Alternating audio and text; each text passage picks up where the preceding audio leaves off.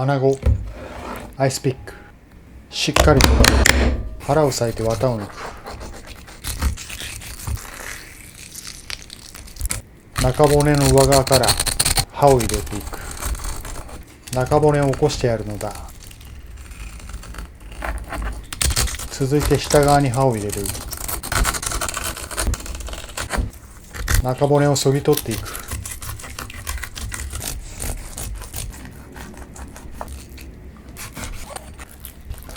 ヒレを切り取る。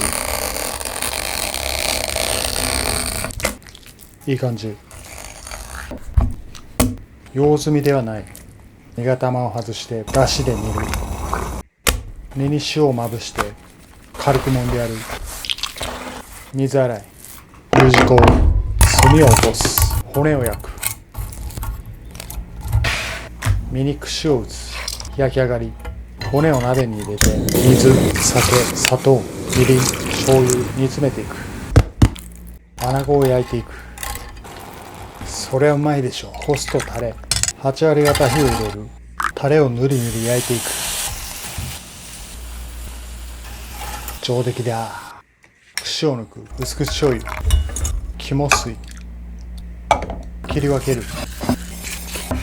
ご飯、タレ、穴子を乗せていく。タレ、いただきます。